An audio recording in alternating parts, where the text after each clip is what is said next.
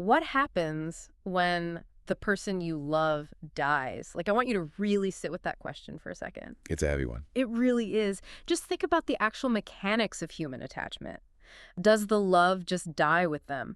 Does it fade away over time, slowly degrading like an old photograph left out in the sun? Right, just sort of vanishing. Yeah, exactly. Mm. Or, and this is the wild part, does it somehow become even stronger, transforming into something entirely bulletproof? It is arguably the ultimate human question, I think. Yeah. We're just so conditioned to view absence as a void, like a strict subtraction from our lives. Totally. Just an empty space. Right. But psychologically speaking, sometimes absence doesn't act like a void at all. It acts like a magnifying glass. Oh, I love that framing. A magnifying glass. And that specific phenomenon, like what actually happens to love in the absolute vacuum of loss, that is exactly the mission of our deep dive today. And it is a deeply emotional journey we're going on today. It is. But hey, real quick, before we get into the really heavy, beautiful stuff, I just want to take a second to welcome you. If you're listening to this, you are tuned into another deep dive for the Simplified Summary YouTube channel. We are so incredibly glad you're here sharing this space with us. Absolutely. And look, if you find value in the way we break down these stories, I humbly ask that you hit that subscribe button, like the video, and please drop a valuable comment below to share your own thoughts as this narrative unfolds. The comments section really is the best part. I mean, it's just fascinating to see how a story written decades ago can spark these completely different, deeply personal connections for people listening right now. Right. I read every single one. So let's set the stage here. Today, we're extracting the core narrative from a profoundly emotionally charged story. We are looking at Munshi Premchand's legendary collection, Mansarovar, Part 4. The true classic. Yeah, but we're focusing exclusively on just one masterpiece from this text. It's a story called Prem Ka Uday, which basically translates to The Dawn of Love. And the goal here, for us, is to unpack how Premchand masterfully contrasts two completely different ways of moving through the world. Right. He takes these superficial, fleeting human desires and just places them right next to the eternal, almost spiritual nature of true devotion. I mean, Premchand is considered a giant of literature for a reason. He doesn't just narrate events. No, he really doesn't. He holds a very unforgiving mirror up to the most uncomfortable, raw parts of human nature. Uncomfortable is definitely the right word. He really does not ease the reader in at all. Like, let's just step right into the suffocating heat of the opening scene. The atmosphere is just instantly overwhelming. It is. We are drawn directly into the text, and it's evening. But the scorching Lu, which is that intense, dry, blistering summer wind of northern India, it's still blowing relentlessly. Overtapping everything. Yeah. Premchand describes nature itself as feeling lifeless. He literally compares the environment to a bloodless body. And into this completely desolate, exhausting landscape steps Bandhu. He's drenched in sweat, carrying this massive, heavy bundle of wood on his head, and he just walks in and drops it right in front of Banti. See, the environmental details here are critical. They aren't just background decoration to, set a spooky mood or whatever. They are deeply psychological. How so? Well, if we connect this to the bigger picture of rural survival, the physical environment is an active, aggressive participant in the domestic tension. I mean, Bandhu has been out since the morning. Right, sweating all day. Exactly. And the text notes he actually spent the entire afternoon sitting under a tree, basically hoping that this physical penance in the brutal heat would somehow cool Banti's anger. Yeah, Premchand writes that she is in a kaphavan, which translates to a room of anger. It's this state of absolute unyielding fury. Right. And when Bandhu drops that wood, sweating and exhausted, her fury hasn't lessened one bit. Okay, let's unpack this. Because I was reading this opening scene, and at first I just thought Premchand was being, overly descriptive with the weather. Just setting a summer scene. Yeah, exactly. But there's this incredibly dark shift right after this. We go from seeing a tired man trying to make a peace offering with his labor to this sudden, paralyzing fear.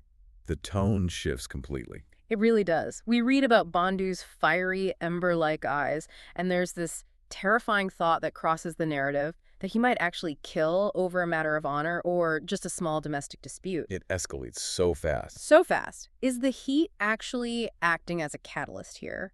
It feels to me like mental sandpaper, like the weather is actively stripping away the polite, protective layers these characters usually wear, leaving their raw nerves completely exposed. Mental sandpaper is a brilliant way to describe it. Heat, especially the relentless, inescapable heat of the Lu, It completely wears down human tolerance. Because you can't escape it. Exactly.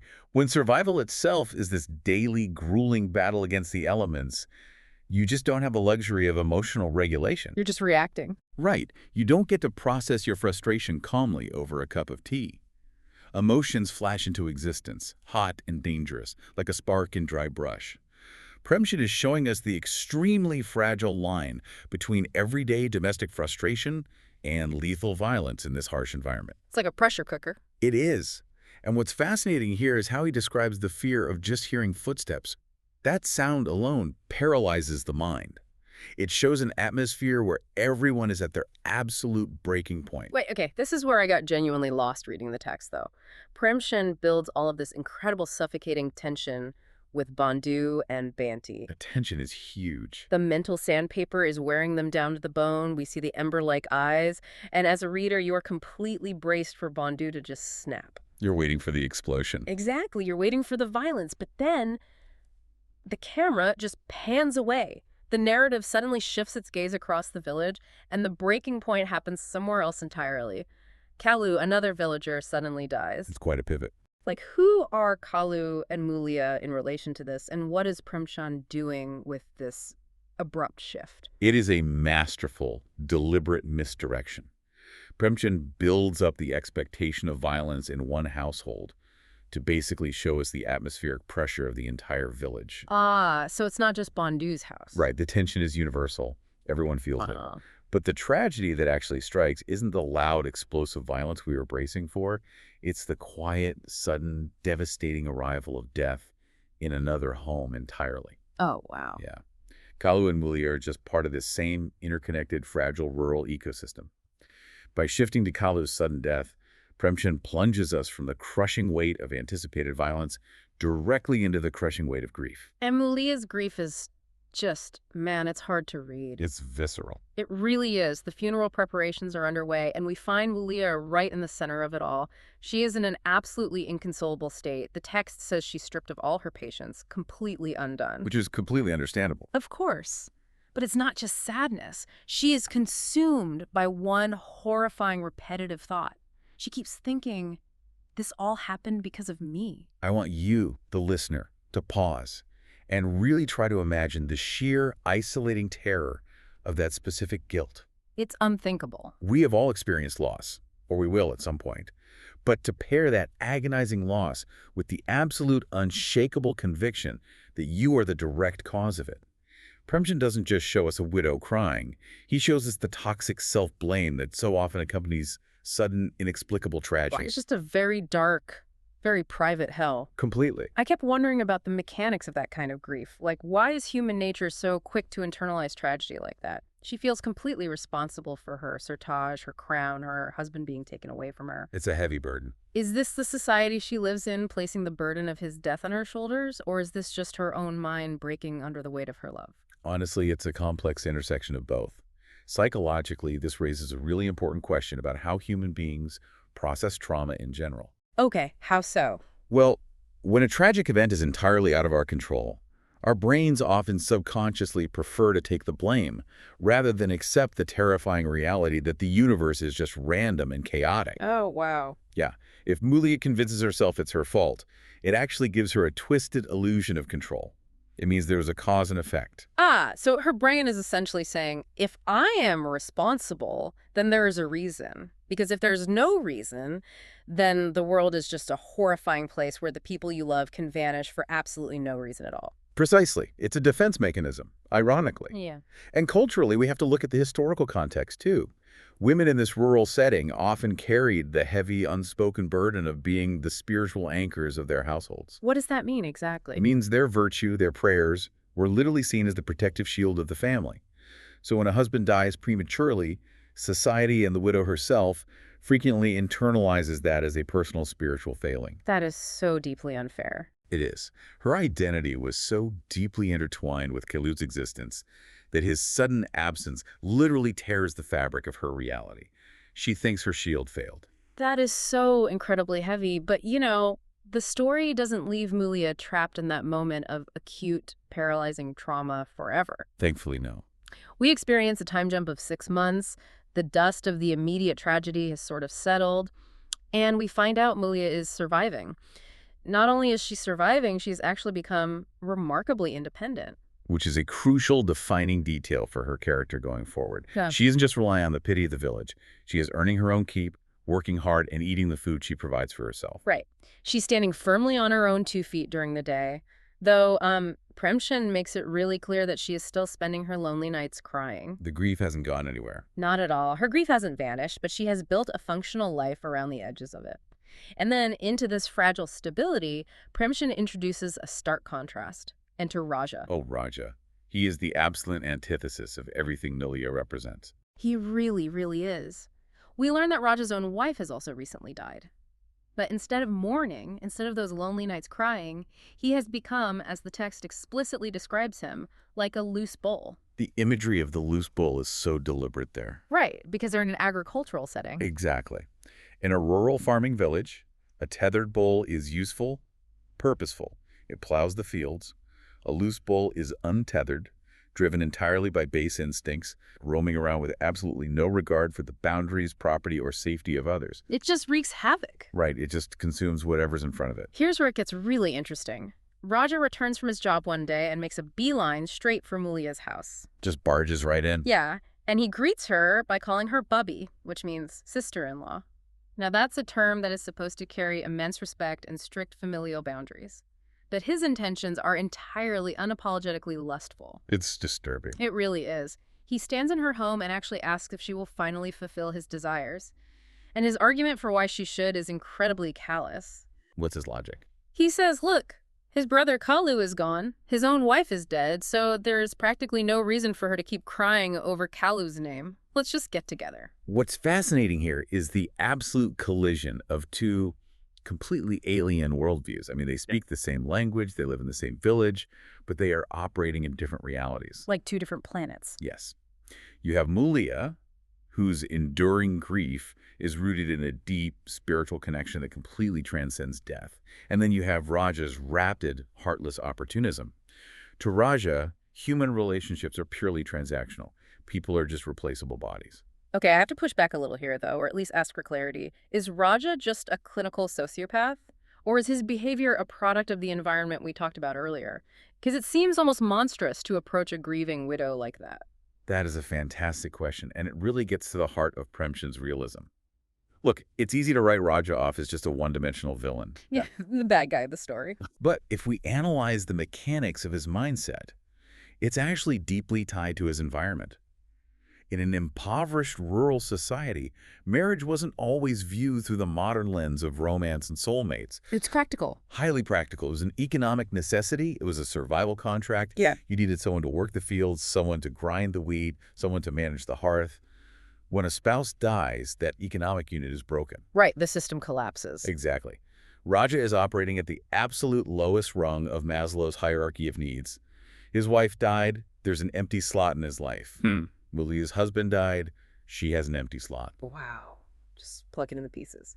To his aggressively pragmatic, survival-driven mind, it's just a simple equation.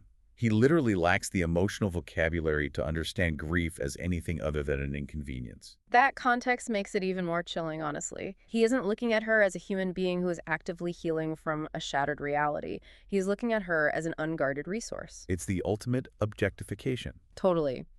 And this terrifying proposition from Raja sets the stage for what is easily the most powerful, transcendent moment in the story.